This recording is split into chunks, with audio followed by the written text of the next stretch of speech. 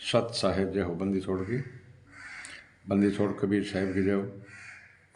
बंदी छोड़ सतगुरु रामपाल जी महाराज की जय हो। भगत भाइयों, ये ज्ञान अमृत एवं षड्यंत्र का 20 पुस्तक एवं PDF एवं लिंक प्राप्त करने के लिए 98 280 और 72 914 ओम प्रकाश दास, राजस्थान, श्री गंगानगर से। भगत भाइयों, मैं आज आपको बता देना चाहता हूँ कि 99% भगत संत रामपाल जी महाराज को भगवान नहीं मानते। 99% संत रामपाल जी महाराज को ये लोग भगवान नहीं मानते हैं। तो भगत भाइयों, आज हम अनजाने में आश्रम के नंबरों पर फोन करके वहाँ बैठे पाखंडी पेड स्टाफ से प्रार्थना करके अपने संकट निवारण की प्रार्थना लगाते हैं, जो उल्टा पाठ या ज्योति का फरमान सुना देते हैं। तो भगत भाइयों, ये मैनेजमेंट RSS के गुंडे बोल रहे हैं कि हमारे करोड़ों में शिष्य है।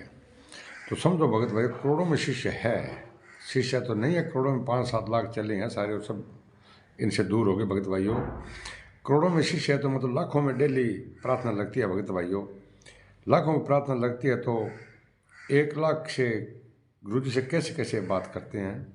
और सबके लिए ये आज प्रार्थना लगाई है और दूसरे दिन उसकी प्रार्थना का उत्तर 1 लाख आदमियों का आ जाता है कि सबको जोत और पाठ करवा दो। भगत भाइयों, ठीक है ना। तत्व ज्ञान आधार से ये उल्टा पाठ है ज्योति का भगत भाइयों फरमान सुना देते हैं 1 लाख आदमियों को। तत्व ज्ञान आधार से अगर सतगुरुदेव जी सन्मुख हो तो बात अलग है, अन्यथा प्रार्थना लगाने का मतलब है कि उस भगत ने अभी तक साहेब को अंतर्यामी नहीं माना है, परमात्मा को, संत रामपाल जी महाराज को इन लोगों ने परमात्मा नहीं माना है, क्योंकि दिनों दिन प्रार्थना, इनका नामखंड। वह सोचता है कि जब तक बताऊंगा नहीं तब तक भगवान मेरी सुनेंगे नहीं। अब आप खुद ही सोचिए कि संकट के समय द्रौपदी ने कौन से आश्रम के नंबरों पर फोन करके परमात्मा को अपनी आपत्ति के विषय में बताया था, लेकिन फिर भी अंतर्यामी प्रकट हुए थे। भगत भाइयों, लेकिन मैनेजमेंट का गुंडा जगह भगत है। भगत भाइयों, अगर जुकाम हो जाए तो क्या नामखंड हो गयो, और सिर दुखा तो कहते नामखंड हो गयो। अन परमात्मा में विश्वास ही को नहीं, तो परमात्मा तो यहाँ का हर घट की समझा। भगत भाइयों, प्रार्थना लगाना ज़्यादा कौन समझे नहीं है। भगत भाइयों, महाभारत के समय अपने बच्चों पर आए संकट के दौरान टटहीरी ने परमात्मा की कौन सी बेटी अर्जी लगवाई थी, कौन सी बेटी से अर्जी लगवाई थी, अंतर्यामी वहाँ भी प्रकट हुए थे। भगत भाइयों, 5 इंडा बचाया। प्रहलाद भगत ने कौन से स्टेट कोऑर्डिनेटर से यहाँ पाठ व ज्योति के पैसे जमा करवाए थे, जो अंतर्यामी परमात्मा वहाँ वह नरसिंह रूप धारण धरकर आए। भगत भाइयों, कुम्हार के गर्म मटकों के नीचे दबे अपने बच्चों के लिए बिल्ली ने कौन से वकील की मिलाई पर परमात्मा को संदेश भेजा था, जो अंतर्यामी वहाँ भी प्रकट हुआ। और समन मनियारा ने कौन से नामदान पर जाकर नाम शुद्ध करवाया था, जो परमात्मा ने सेव की कटी हुई गर्दन जोड़ दी थी। इसलिए तो परमात्मा ने कहा है कि खोजी हो तो तुरंत मिल जाऊं, एक पल की तलाश में, कहे कबीर सुनो बे साधो, मैं तो हूँ विश्वास में।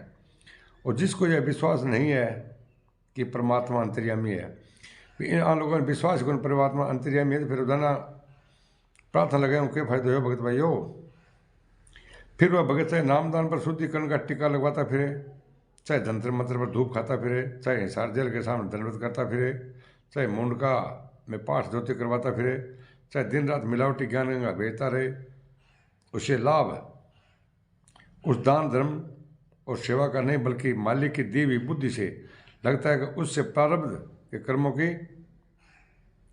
बैटरी चल रही है। भगत भाइयों, तो प्रारब्ध की बैटरी चलने लगने बाद फायदे मिलने लग रहे हैं। और बहुत भगत भाइयों, छुट्टी दिन आने विश्वास ही को नहीं, 1 मिनट में क्या नाम शुद्ध कराओ। जे भगत भाइयों, एक बात और है, जे नाम शुद्धिकरण का 5,000 रुपया रख देने फीस, तो आगो नाम शुद्धिकरण एक कोंकरावानी आंग कोऑर्डिनेटर आंग है जगह नामदान सेंटर में सामना सेंटर फर्जी आ पर मकड़ा जमजा जाड़ा। ठीक है नहीं। तो भगत भाइयों परमात्मा पर विश्वास करो और सच्चाई को साथ दो और आर ट्रिपल एस के गुंडा को साथ छोड़ दो, क्योंकि अत मठा देश बन रहा है गुंडा है भगत भाइयों।